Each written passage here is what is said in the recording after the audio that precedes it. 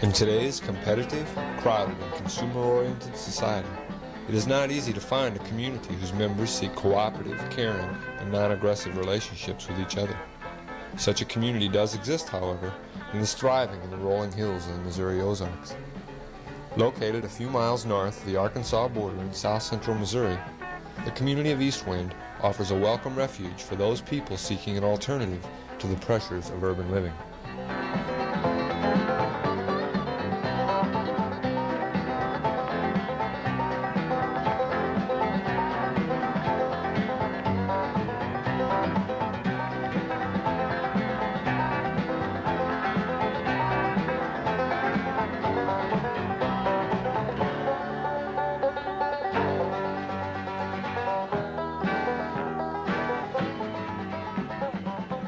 The community of Eastwind was inspired by B.F. Skinner's book, Walden 2.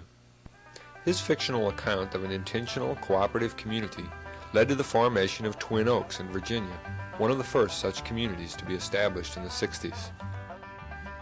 Eastwind was started by a group of Twin Oaks members devoted to expanding the community movement.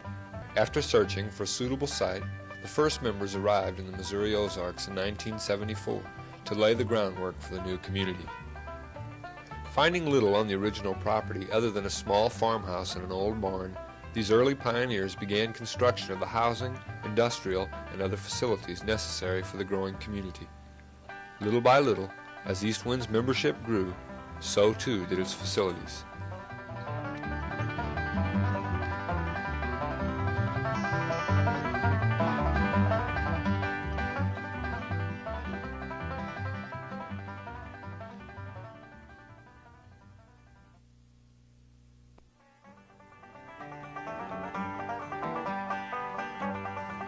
The Eastwind community is located on 160 acres of land in southern Missouri, a few miles northwest of Norfolk Lake.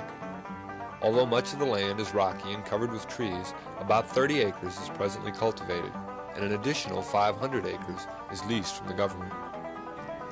The first construction project was a small shower house, which has since been expanded and is still in use today. The first residence was constructed in 1974 to house the community's new members. Other residence buildings were completed in 1975, 1978, and 1979. The original farmhouse is now used for food processing, a music listening room, the laundry, and for storing some of the community's supply of clothes.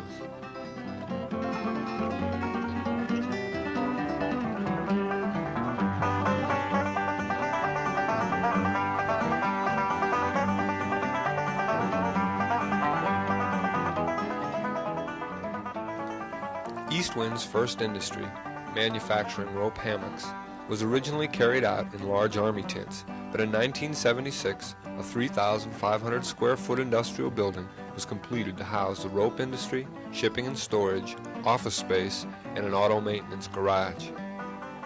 As the industrial operations continued to expand, a 2,500 square foot building has been added as a warehouse and wood shop. And recently a 2,000 square foot building has been constructed to house the new nut butter industry.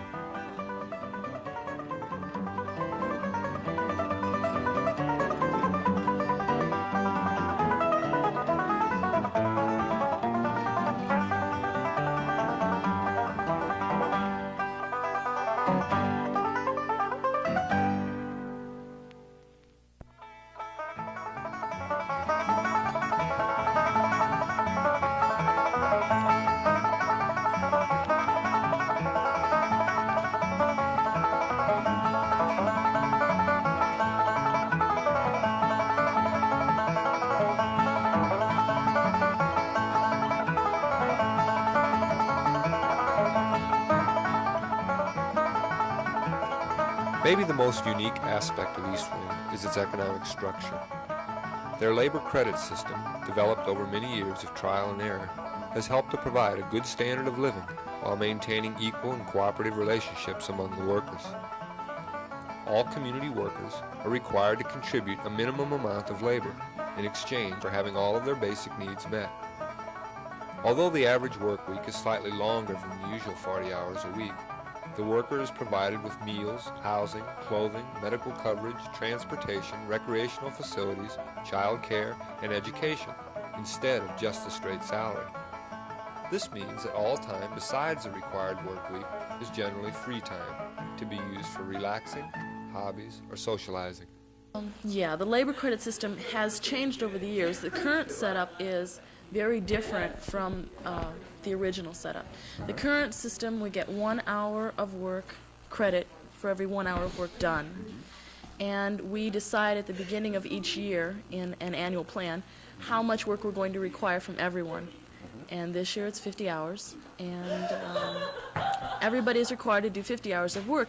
And it sounds like a lot, except that those 50 hours include all the things, like most people do a 40-hour-a-week job, and then they go home and do their laundry, they go home and do their dishes, they clean the apartment, they wash the car, they take the car, they get the car fixed or they fix it themselves, and all of those things are included in our 50-hour work week. So I never have to do laundry, which is a job I absolutely abhor.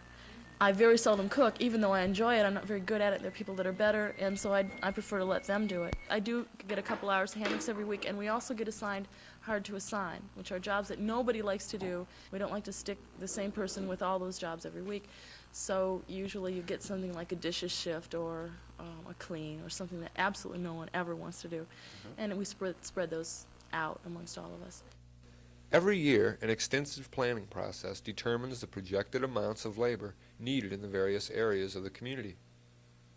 Planners and area managers carefully assess the statistics and projections to lay out a comprehensive plan for meeting the community's needs. Every week, each area manager submits a labor requisition, which is posted to allow individuals time to consider what work they would like to do in the following week. Members then turn in their own personal requisitions indicating the types of jobs they would like to do. Managers then try to achieve a balance between each worker's desires and an equal distribution of the hard-to-assign jobs. This system, although it may seem complicated, allows for a great deal of participation, feedback, and flexibility, and seems to work fairly well in giving workers a choice in the types of jobs they're required to do. I do a lot of industry, so I get to choose my hours a lot. When I feel good, I'm just getting over a cold now. When I feel good, I usually work 10 to 12 hours a day, and usually end up working 60 hours a week right now. I just feel like I don't feel stressed by the workload because there's so many different kinds of things I'm doing, and a lot of them are real enjoyable. It's like things that I would be doing even if they weren't creditable. Making cheese to me is fun. I don't really feel like I'm working. Most people like a variety, but considering the low membership right now, they tend to fall into a job and find it hard to get out. We do have people switching jobs all the time, and hardly anyone has a full-time job in any one area. So what generally happens is, like me in accounting, is that I would spend anywhere from 15 to 30 hours doing accounting, and I was also meta. And so I had a variety of jobs. Some people do almost all industry work because it's real easy for them. And it's pretty mindless work. They get it done real fast, and then they go out and do what they want. Some people find industry work incredibly boring and want to do, house cleans and laundry and making cheese and working with the cows. And other people find those things incredibly difficult to work with. Maintaining one's work quota also earns a small weekly allowance for personal use and accrues vacation time for each worker. Every year that a person is here, they get $100 that they can spend when they're off the farm. And we also have a thing called sabbatical, which is accrued on a yearly basis. You have to be here 2 years to be able to spend it the first time, but after that you can spend it yearly. You get money and labor for that. So you get 15 days every year and approximately $60 every year. And so after 2 years you have $120, but you have to be off the farm to spend it. And additionally, if you have vacation credits and you're on a vacation and you want to earn money, that work is allowable in the system. It's called outside work vacation. You can either spend it on that vacation or you can bring it back to save it for another vacation. That's a little bit unequal because some people can find jobs and other people can't. There are computer programmers and there are janitors, and it's a whole different magnitude.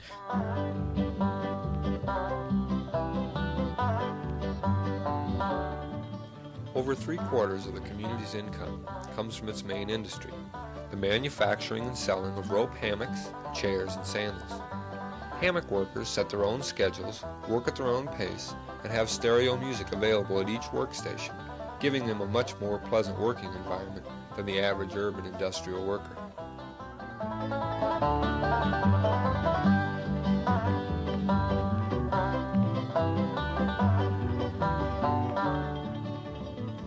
The success of the rope products has led to the establishment of a new industry, one which will hopefully be more successful as well as more consistent with the cooperative ideals of the community. East Wind has invested the capital and time to begin producing peanut, cashew, almond, and sesame butters, which are sold wholesale to food co-ops across the country. The nut butter industry is housed in a new building, appropriately called the Nut House, and has already proven to be a successful enterprise. Well, after about 7 years of working in the rope industry, it was decided that we wanted to get into another means of income, and the Association for Economic Democracy developed and handed out a survey to co-ops about worker and consumer ownership. And from that we heard about the, once again, Nut Butter Collective, who they are in New England and in New York producing nut butters for distribution in New England. And they said that they would be interested in training another co-op to produce nut butters in another part of the country. So we took them up on their offer. From there, we needed to find funding. We went, it was, because of our cooperative structure, it was very difficult to get a loan from an ordinary money source. So right around that time, the National Consumer Cooperative Bank was getting together, and we went there. We got a $90,000 loan from them. And through the New Destiny Federation, located in Fayetteville, which is our regional cooperative warehouse, we heard about the Southern Cooperative Development Fund, and we got another $50,000 from them for equipment. And from there, we researched our market potentials, and through the Cooperative Directory Association, we've been sending out mailings to all the various different co-op warehouses and cooperatives. It's not a luxury item like hammocks. It's something that people need, and it's more of a necessity. Mm-hmm. Also, it fits in with the cooperative structure. We are a cooperative. We live cooperatively, and we have integrated our business within the whole cooperative movement at large. We're financed by a cooperative bank. We sell to a dozen cooperatives throughout the country, and we truck a good deal of our goods on a trucking collective. So we have it fits in better with our ideology. Most weeks I have little or none production time, but I do my units at meetings. Personally, I feel better about doing a unit at a meeting because if I stop and want to chat or bring up a point, I don't feel that I'm wasting the community's time doing so. Unlike most attempts at communal living, East Wind has no leader. The community is currently experimenting with direct democracy, in which all members are allowed to share decision-making equally. There is a 3-person board of planners who serve as advisory board, appoint area managers, and moderate the weekly community meetings. They work with the dozens of area managers to plan labor needs, allocate labor hours, and propose community policies. Once a week, a meeting is held to make decisions about budgets, new policy proposals, and other types of pressing community business. Anyone may contribute to the agenda, and all members are allowed to vote on all issues. Although not all community members actively participate in the weekly meetings, everyone is expected to abide by the decisions made. Since these decisions are not made by an elite group of decision makers, but rather by one's own friends and fellow workers, there's probably less resentment and disrespect towards the adopted policies than there would be in other communities. At East Wind, the opportunity is available to all to help shape their own future.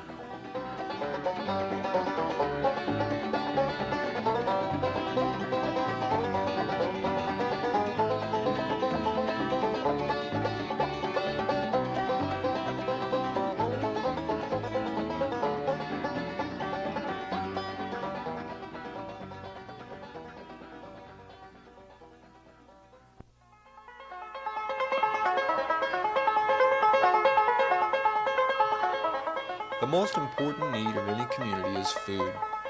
One of the reasons for locating East Wind in such a rural area was to allow the community to become as self-reliant as possible in food production. Although this is a slow and difficult process, a great deal of progress has been made, and East Wind is already totally self-sufficient in beef and dairy products.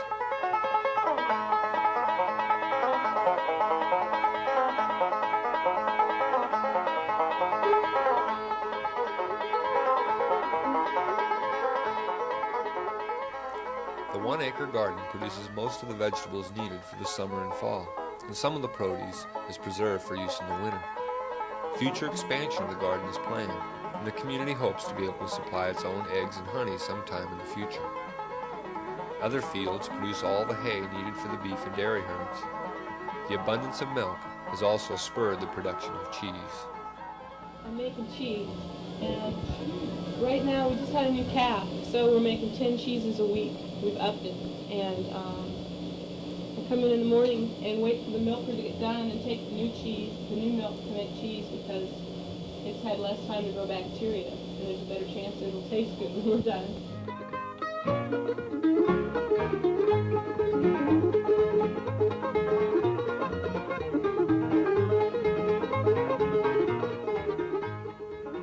Rock Bottom, the building which houses the kitchen, dining area, and part of the library, has become a focal point for the East Wind community and serves as a gathering place for conversation, games, or reading. Mailboxes and bulletin boards make this the community's information center as well. 3 nutritious meals are served here every day from the kitchen, which contains everything from a convection oven to an industrial dishwashing machine. For between meals, the table is always loaded with everything needed for sandwiches, including home-baked bread and, of course, all the nut butters you can eat.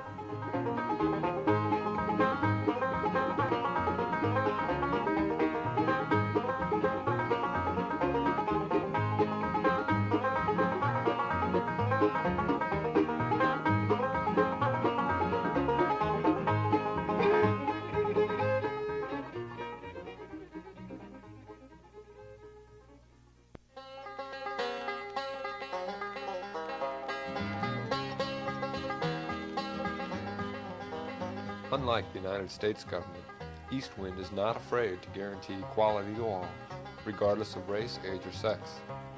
This ideal of equality is not merely a goal to be reached someday far in the future. It is a philosophy practiced every day in the way managers are appointed, rooms are assigned, and work crews are filled. By minimizing the exploitation which usually accompanies inequality, East Wind is able to provide a setting which encourages equal relationships between its members. This carries over into the interpersonal area as well. The community does this by respecting the liberty of each individual member to as great an extent possible, consistent with the well-being of the community. This means that there is no attempt to dictate the religious, political, or social beliefs, opinions, or tastes of the members. Relationships between consenting adults are considered strictly private, and individuals are free to form relationships in any way they desire, without fear of ostracism, peer pressure, or governmental intervention into their personal lives. It is this individual liberty that the members seem to value the most. You are not expected to do anything when you come here. There have been people who are married here, and there, there is any. You are free to have any type of relationship here that you want.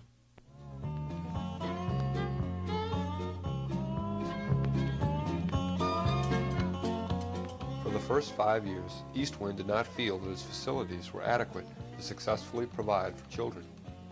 After 1978, however, the children's program was begun. Housed in a wing of this building, the community's young people are now well cared for by a unique system of child care. 5 children live here full-time.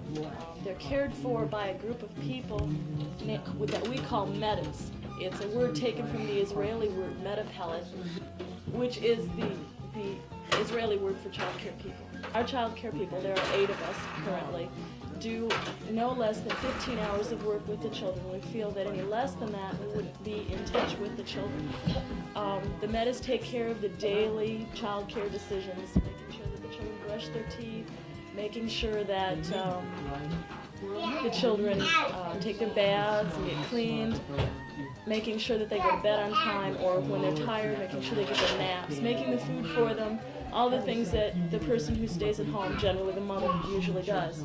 Our metas are split half and half, male and female. Frequently on a shift you'll have two men, or a man and a woman being a meta, or sometimes even two women being metas. The children sleep here at night. There is always a meta on duty at night. The work that the metas do is considered creditable under the community's labor credit system. And so this 15 hours or 20 hours of child care work that they do during the week counts as part of their 50-hour-a-week quota. The children also have what we call primaries. The primaries are the people who act as role models for the children.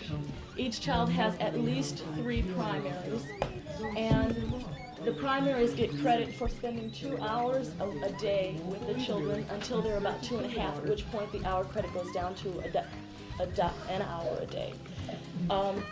The primaries spend that 2 hours a day doing one-on-one time with the child, giving the child the kind of care that a father coming home at night might give, or a mother finally relaxing in the evening reading a book to the children might do. And so the children get really good care from professional child care people all day long, and special one-on-one love and attention from the people that are related to them, either through blood, usually their parents are primaries, or through people that have chosen to be with them, or that the children have chosen to be with. Even though there are now facilities specifically for young people, the community has still been cautious in taking in outside children. Feelings have been mixed over this policy, but most members agree that for now at least, this is the best way. We can't accept kids now because we have a standard, which I don't believe is high. Some people do. But we don't, even though we're raising our children communally, it's not a daycare center down there. Everyone is parenting, and it's something that we really have to keep our standards up on.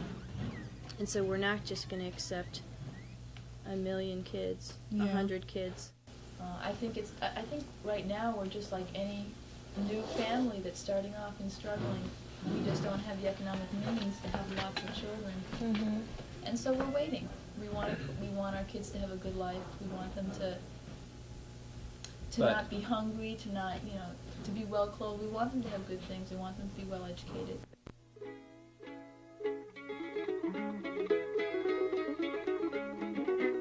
The long-range plan for East Wind is to grow to a community of approximately 750 people. This obviously means that they are interested in recruiting new people to join them. Since it is such a unique place, it is important for all interested people to visit the community first. All people interested in cooperative living are encouraged to call and make arrangements for a visit. Additional information and directions for getting there can be obtained at this time. As a visitor, you will be expected to share in the community work, and you will be asked to pay a few dollars a day to pay for food. Try to come with as few expectations as possible. You will find certain aspects of East Wind quite different from conventional lifestyles. Shared bathrooms and open nudity may shock the timid, but are an accepted way of life at East Wind. Above all, come with an open mind. The decision to join a community such as East Wind is a serious step and should be approached as carefully as any lifetime commitment.